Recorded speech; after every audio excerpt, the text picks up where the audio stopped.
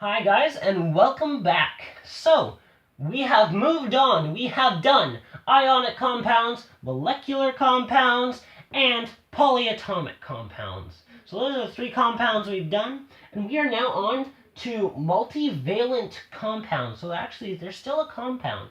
So I'll write that down real quick. Multi, and then valent. Valent. And then it's a compound. Compound. Please don't think that's a C. That's not a C. There we go. That's a no. There we go. Okay, so multivalent compounds, also known as dun da da da.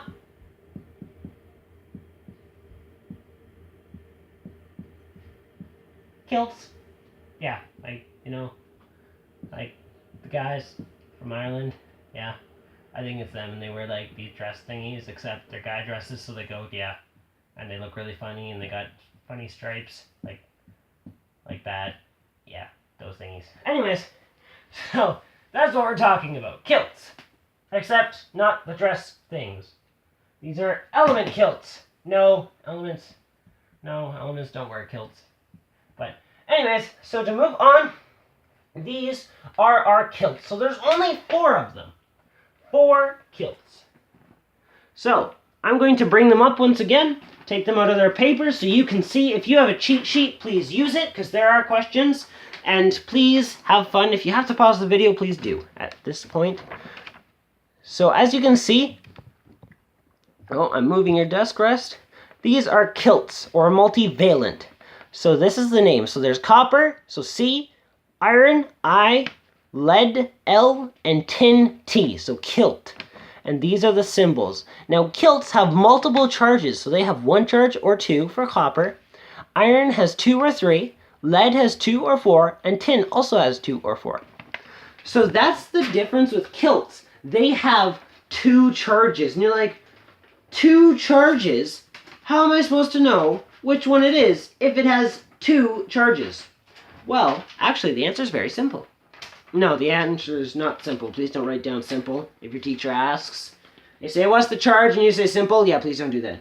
I might get fired, in trouble. Yeah, okay, all that stuff. So, in simple, I mean kilt. So let's say copper. Let's take copper. Break it down. So, C-O-P-P-E-R. Now, when you see it in an equation, so I'm going to use oxygen for all of these just to demonstrate. Oxygen. There we go. Copper can be a 1 or a 2. So how do I know? Well, it's going to say. So you're going to see a bracket, and you're going to either have an I, which is for 1, or, so if everyone can see that, so there's an I for 1, or you'll have 2 I's, or Roman numerals, 2 Roman numerals, and that's 2.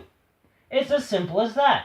So the question actually tells you what the charge is. You don't even have to look at your cheat sheet. It says, hey guys, copper's charge is 2.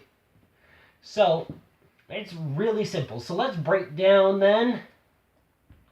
I for iron. So iron is actually Fe. So I'll write all these down. So this is Fe, this is Cu, this is Pb, so they have some weird ones, and tin is Sn.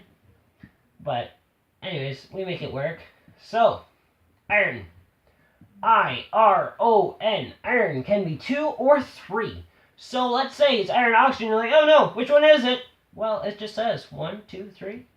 Yeah, 3 Roman numerals. Iron, 3, oxygen or oxide.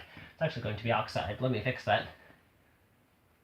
Oxide. If you guys caught that, good job, because I'm a bad teacher. Fire me. Fire me now! Oxide. So, iron 3 oxide. So I want to move on quickly, but as you can see, I think you're getting the gist of this. By tin, you should be a natural. So, lead. Lead. And I'm actually not going to do tin, because lead and tin have the same charges. So, once again, we have oxide, and we're going to go, oh no, which one is lead? Well, this is actually a 4.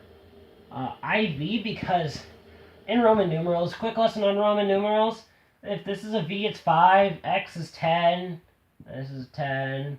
This is 5. But if you have something before it, so if you have Vx, which you should never have, this is actually this, the smaller, so if the smaller number is in front of the bigger number, then it actually subtracts. So this is actually going to end up, so it's 10, or it's actually 10 minus 5. They just write it backwards. So it actually ends up being 5 or 5. So in this case, I feel like you guys already guessed it. 5 minus 1, so this is actually 4.